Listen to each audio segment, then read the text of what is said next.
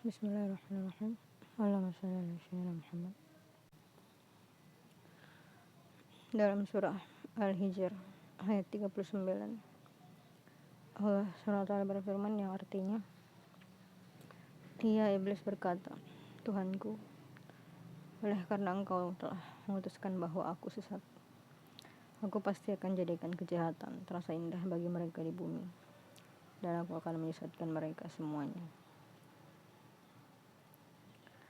Ini adalah salah satu perkataan iblis kepada Allah tentang janjinya untuk berusaha menyesatkan manusia.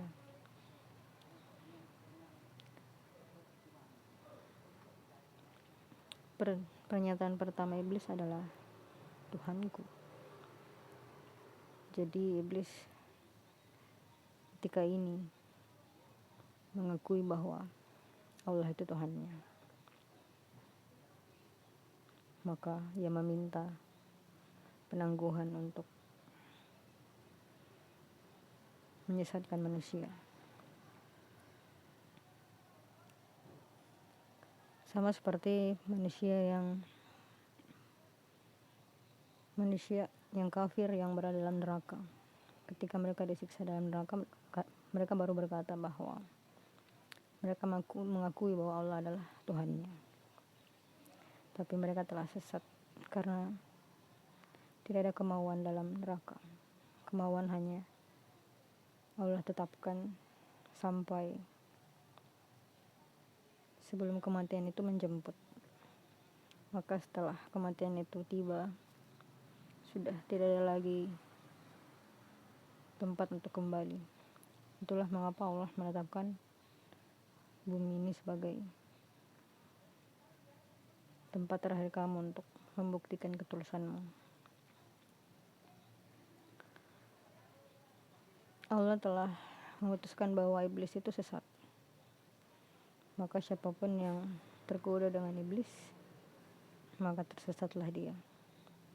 Ketika kamu mengikuti langkah-langkah iblis, situlah kamu menjadi orang-orang yang tersesat, karena Allah telah memutuskan iblis sebagai makhluk yang sesat. Dan iblis berkata, menjadikan kejahatan itu terasa indah. Maka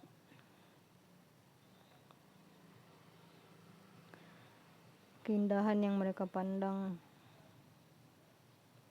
adalah semu, karena itu hanya dunia, di bumi.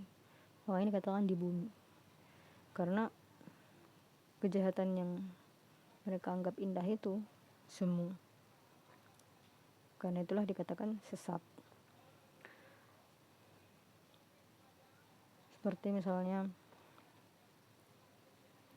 orang-orang yang percaya bahwa ketika mereka berada dalam kemewahan dengan cara menindas orang miskin, mereka melihat kemewahan yang mereka jalani itu adalah keindahan. Mereka tidak melihat kepahitan yang dirasakan oleh orang-orang miskin akibat penindasan yang mereka lakukan untuk mendapatkan kekayaan mereka.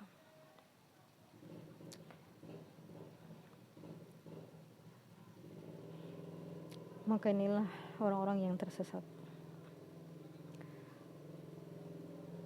Dan iblis berkata, dia akan menyesatkan mereka semuanya.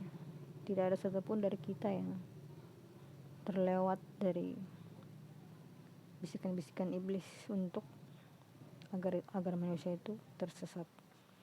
Makanya manusia itu punya kecenderungan untuk melakukan kejahatan, karena iblis telah Allah izinkan untuk menyesatkan. Maka Allah melindungi orang-orang beriman dengan Al-Quran, dengan Rasulullah SAW sebagai petunjuk. Makanya dalam Al-Quran itu Allah mengatakan dalam diri Rasulullah itu ada suri tauladan. Itulah mengapa Allah menurunkan Al-Quran sebagai hukum dasar yang kamu tidak boleh menyalahi itu. Dan bismillahirrahmanirrahim sebagai tonggak keseluruhan. Dan perilaku Rasulullah yang sampai saat ini kita baca sebagai petunjuk.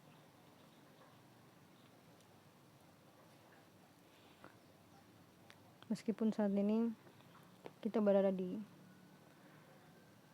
bagian terendah dari umat manusia karena ketidakmampuan kita untuk menghentikan genosida Gaza, maka inilah saat yang paling tepat untuk membuat kesadaran itu muncul dan kembali memahami Al-Quran, memahami tentang segala sesuatunya, dan mengembalikan bumi ini ke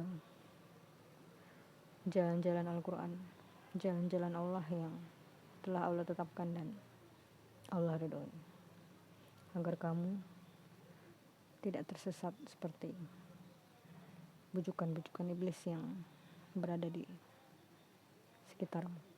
Wallahu a'lam.